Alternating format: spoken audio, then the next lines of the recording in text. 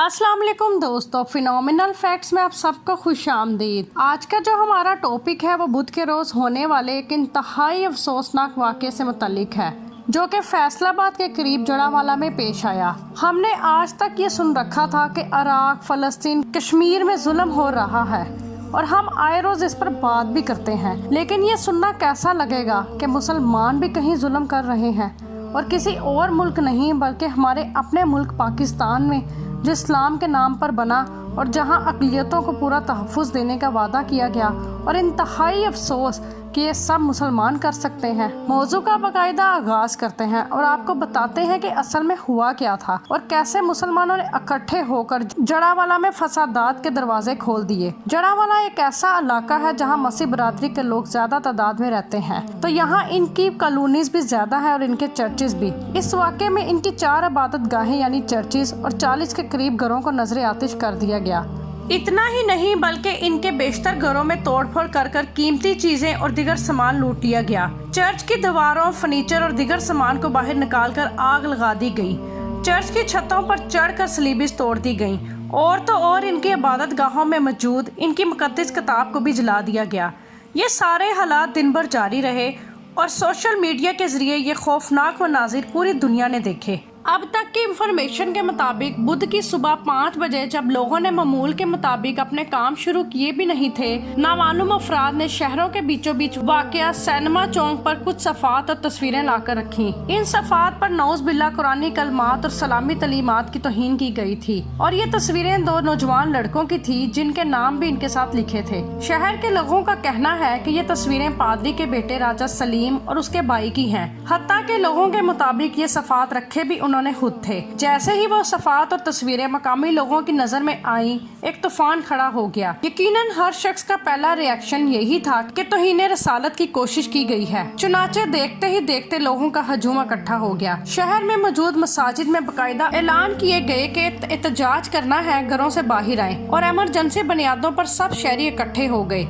जब भी कोई ऐसी सिचुएशन होती है तो तौहीन रसालत के हवाले से तो एक हजूम इकट्ठा हो जाता है। लोग नारेबाजी, मारपीट पर उतर आते हैं। ऐसे में इन बेकाबू लोगों को संभालना और हालात पर कंट्रोल करना काफी मुश्किल हो जाता है और इस केस में भी ऐसा हुआ। सुबह के 5 बजे जब ये तस्वीरें और नाजेबा अल्फाज सामने आए तो उसी वक्त से इंतशार की सूरत-ए-हाल होना शुरू हो गई और 12 बजे तक ये मामला शिद्दत इख्तियार कर गया। हालात उस वक्त मजीद बिगड़ गए जब लोगों के हजूम ने एहतजाज से कर तोड़फोड़ और मारधाड़ शुरू कर दी। इस दौरान शहर के असिस्टेंट कमिश्नर इत्तफाक से मसीह बरादरी से ताल्लुक रखते हैं, उन्होंने पुलिस की भारी नफरी तलब की ताकि सूरत हाल ज्यादा ना बिगड़े। ऐसे मौकों पर एक मामूली सी चंगाड़ी भी जल्दी पर तेल का काम करती है। हमेशा से ऐसे एहतजाज में ऐसे नासिर भी शामिल होते हैं जो कि बात को मजीद हवा देते हैं और अपनी गलत हरकत को इस्लाम से मोहब्बत का नाम देते हैं। मीडिया रिपोर्ट बताती है कि हजूम ने नारेबाजी से हटकर चर्च जलाने का फैसला किया